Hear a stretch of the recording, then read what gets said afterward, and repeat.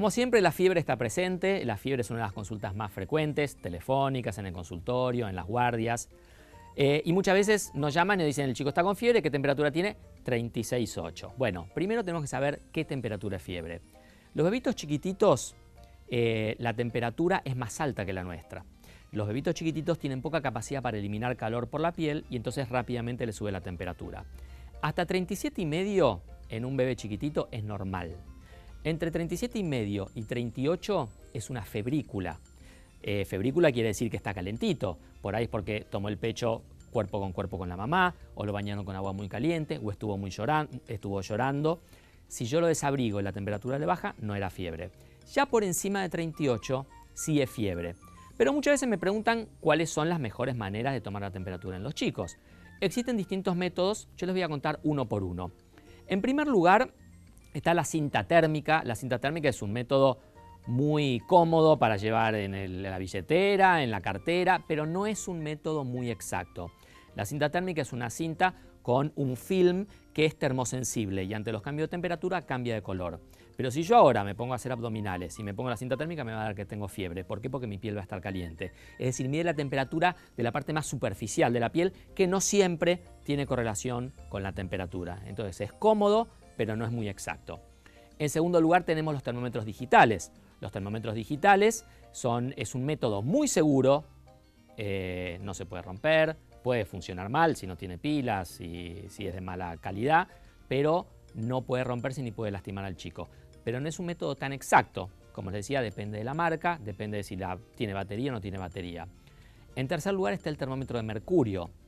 El termómetro de mercurio es uno de los más exactos, pero hay que tener dos precauciones. En primer lugar, si el termómetro se rompe, el mercurio es altamente tóxico. Entonces, si un termómetro de mercurio se rompe, tenemos que tratar de ventilar el ambiente porque el mercurio se volatiliza y se puede aspirar.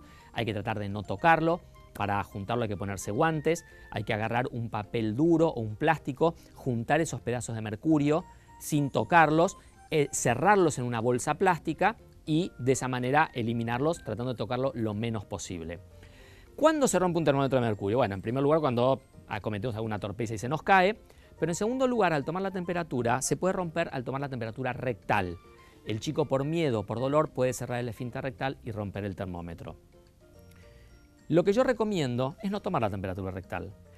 El único motivo para tomar la temperatura rectal a un chico es cuando tiene un diagnóstico presuntivo de apendicitis aguda. Cuando un chico puede tener apendicitis, es importante saber la diferencia que hay entre la temperatura axilar y la temperatura rectal. En ese caso va a estar en una guardia y se lo van a tomar los médicos en la guardia.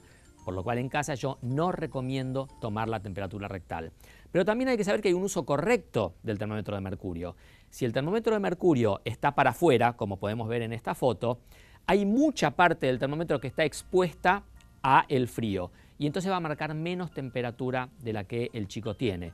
Por lo cual, a los bebés chiquititos, el termómetro hay que ponerlo de manera paralela entre el flanco y el bracito apretándolo para que todo el termómetro esté en contacto con la piel y de esa manera va a marcar bien la temperatura.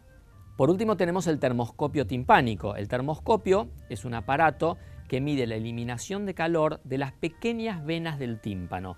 El termoscopio timpánico es el método más moderno y es un método muy seguro y muy eficaz, pero hay que saber qué es lo que está marcando. ¿Por qué? La temperatura de la piel es un reflejo de la temperatura interna del cuerpo. Primero sube la temperatura interna y luego sube la temperatura de la piel. Entonces, si yo veo a un chico que está rozagante, con los ojitos vidriosos, que creo que tiene fiebre, quiere decir que ya le subió la temperatura de la piel. Si le tomo la temperatura axilar, me va a dar que tiene fiebre.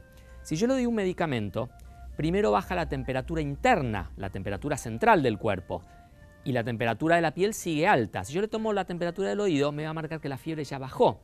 ¿Por qué? Porque la fiebre del oído sube más rápido, después sube la de la piel y baja más rápido, después baja la de la piel. Entonces hay que conocer esto para poder confiar en el sistema.